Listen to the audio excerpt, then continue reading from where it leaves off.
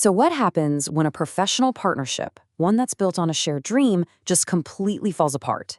Today, we're going to dive into a pretty powerful public statement from Dr. Mohamed Fayad, an academic who claims he was the victim of a profound betrayal that cost him a whole lot more than just money. You know, Dr. Fayad doesn't open his statement with a bunch of legal jargon. No, he starts with just raw emotion. By framing this as a story of betrayal and injustice, he's immediately telling us this is about way more than a contract dispute. For him, it's a personal wound that he says has scarred his entire career. So why take all this public? Well, Dr. Fayad's statement isn't just a complaint. It really is a public plea for what he calls justice. He's making a super serious allegation of betrayal and demanding not only financial repayment, but maybe even more importantly, moral accountability. Okay, so there are three key players in this story, at least as Dr. Fayad tells it. First, you've got Dr. Fayad himself, he's the accuser. Then there's David-Hamu, his former partner and co-author. And kind of caught in the middle of it all is the publisher, Wiley Sons, who handled the book deal at the very heart of this conflict. To really understand the betrayal, we've got to first understand the promise. According to Dr. Fayad, this whole thing kicked off with an ambitious dream and a partnership that, honestly, seemed destined for success. Dr. Fayad had this vision for a huge book series called Enterprise Framework. And to bring this massive project to life, he partnered up with David-Hamu, who was someone he trusted to be a really dependable collaborator on this whole journey. The financial core of this whole dispute really boils down to one number: $5,000. According to Dr. Fayad's statement, this was the advance that was agreed upon. Each of the two partners was supposed to get this amount from the publisher. So, the initial deal, as Dr. Fayad lays it out, was pretty simple. He and David-Hamu would co-author the series for the publisher, Wiley Sons, and they'd each get a $5,000 advance. A really straightforward arrangement on paper. Or so you'd think. But this, of course, is where the story takes a dark turn. According to Dr. Fayad, the very foundation of this partnership just started to crumble, and the trust he had placed in his partner wasn't just broken, it was completely shattered.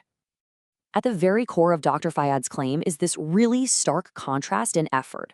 He says that he authored 3 books for the series all by himself, shouldering the entire project. Meanwhile, he alleges David-Hamu just failed to deliver, and he describes his contributions as feeble at best. So how did this supposed inaction actually turn into a financial loss? Well, according to Dr. Fayad's timeline, it all went down in 3 steps. First, David-Hamu allegedly got his $5,000 advance but did no work. Second, the publisher then deducted that same $5,000 from Dr. Fayad's earnings. And third, when he was confronted about it, Hamu allegedly lied, claiming he never even got the money in the first place. For Dr. Fayad, this was about so much more than just the money. He really emphasizes the deep personal toll this took, describing the betrayal not as a business problem, but as a deep wound to the soul, a fundamental attack on the trust that any partnership absolutely relies on. So, faced with all this alleged deception, Dr. Fayad isn't just venting. His public statement makes a shift here, moving from telling a story to making a direct and pretty forceful demand for what he sees as justice.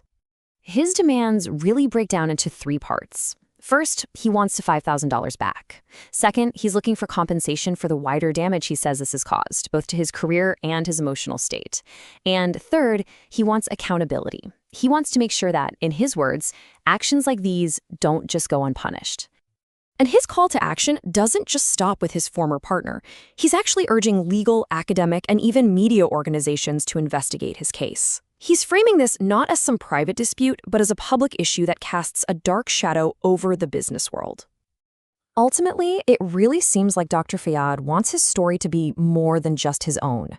He's framing his experience as a stark cautionary tale for any professional who's about to enter a partnership, warning everyone about the devastating consequences of misplaced trust. The specific danger he's warning against is blind trust. He basically argues that in the professional world, that's not a virtue. It's a serious vulnerability, one that can open the door to exploitation and lead to what he calls disastrous consequences. So what's the lesson here, according to Dr. Fayad?